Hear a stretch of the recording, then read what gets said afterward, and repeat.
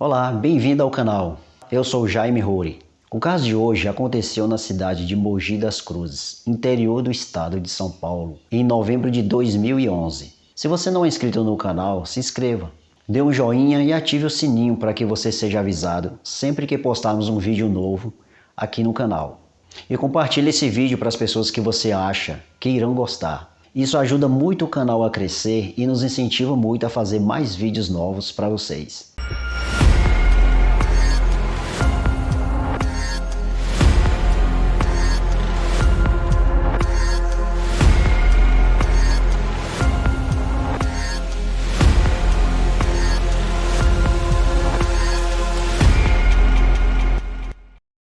Nelson e Rita moravam em Mogi das Cruzes, interior de São Paulo, mais precisamente na Vila Oliveira. Eles tinham duas filhas, Renata de 21 anos e Roberta com 16. Era uma família feliz e se davam todos muito bem. Renata, a filha mais velha, fazia planos de se tornar uma juíza e já trabalhava no fórum da cidade. Fazia planos também de ter um carro, mas como a família já tinha dois carros, um do Nelson e outro da Rita, então 3 carros não caberiam na garagem.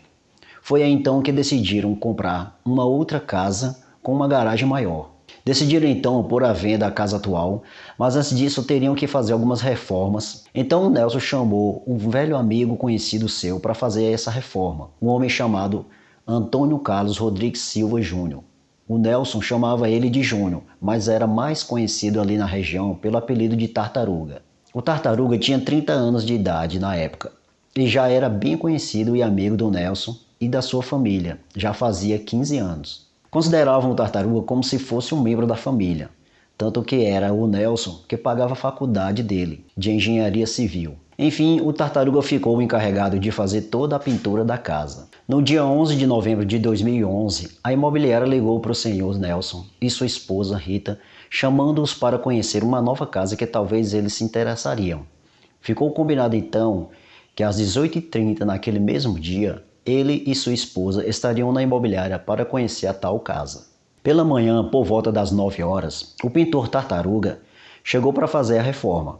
A Rita, suas filhas e mais 2 empregados estavam na casa também, a Marlene e o limpador de piscina. Ao meio-dia, a família almoçou e inclusive o Tartaruga, como era amigo pessoal deles, também comeu ali com eles. Na parte da tarde, a Marlene, que era a responsável pela limpeza e organização da casa, em um determinado momento que ela passou pela sala da casa, viu o Tartaruga usando o computador. Até aí tudo bem, pois ele tinha intimidade o suficiente para isso.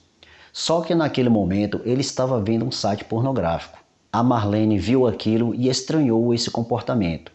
E estranhou mais ainda porque o Tartaruga não se incomodou com a presença dela e a olhou com cara fechada. Ela estranhou e ficou receosa com aquilo. Terminou o trabalho dela e foi embora. O limpador de piscina terminou seu trabalho e também foi embora. No fim da tarde, a Rita iria se encontrar com o Nelson na imobiliária e pediu que o Tartaruga tomasse conta das suas filhas, já que iriam ficar somente os 3 na casa. Isso não era a primeira vez que acontecia. Era comum que ele ficasse ali na casa com elas. Não tinha problema nenhum nisso. A Rita ainda disse para o Tartaruga que não se preocupasse, pois ela o levaria para a sua faculdade assim que ela chegasse de volta. O casal ficou na imobiliária por cerca de 40 a 50 minutos. Eles estavam em 2 carros e na volta para casa, a Rita teve que abastecer o veículo e o Nelson então seguiu direto para casa no carro dele. E assim que chegou em casa, o Nelson conta que viu o pintor, o Tartaruga, sentado em um dos degraus da casa que levava à entrada da sala. Ele estava sem camisa, cheio de sangue e com a calça aberta. O Nelson imaginou que ele teria se acidentado na rua ou dentro da casa e por isso estaria ali daquele jeito. O Tartaruga estava com o telefone na mão e parecia falar com a polícia. Entrega o telefone para o Nelson e pede para ele dizer o número da casa para que a polícia pudesse chegar até lá. O Nelson falou o número e desligou o telefone. Em seguida, ele quer saber o que realmente aconteceu. Perguntou, mas o pintor só ficava quieto até que ele disse: "Vai ver as meninas." Nesse momento, ele veria as cenas mais chocantes da vida dele. Ele conta que sua casa parecia um frigorífico. Entretanto, na sala, viu muito sangue pelo chão, no sofá e também no caminho para a cozinha. Então foi lá que ele pôde perceber que suas filhas estavam ali. A Renata estava em cima da mesa, a Roberta estava no chão. Ambas estavam nuas, com muito sangue e com lesões violentas e fatais. Vendo tudo aquilo, o Sr. Nelson ficou desesperado e começou a gritar muito alto, chamando por elas. Um dos vizinhos, ouvindo aquilo, foi correndo imediatamente para lá para saber o que estava acontecendo e se deparou com essa horrível cena. Uma ambulância chegou ao local, mas, infelizmente, as irmãs já haviam falecido. O Nelson, desesperado ainda, ligou para sua esposa e só o que ele conseguia falar era que suas filhas tinham sido assassinadas. A Rita logo chegou e se deparou com toda aquela horrível cena. Assim que a polícia chegou no local, começaram a interrogar o Tartaruga, pois o único que podia explicar o que havia acontecido ali exatamente era ele. Então ele contou que 3 homens tinham invadido a casa para roubar. Ele estava fazendo o serviço dele, a Roberta estava no andar de cima com fones de ouvido com um som muito alto. Por isso ela não teria percebido a tal invasão.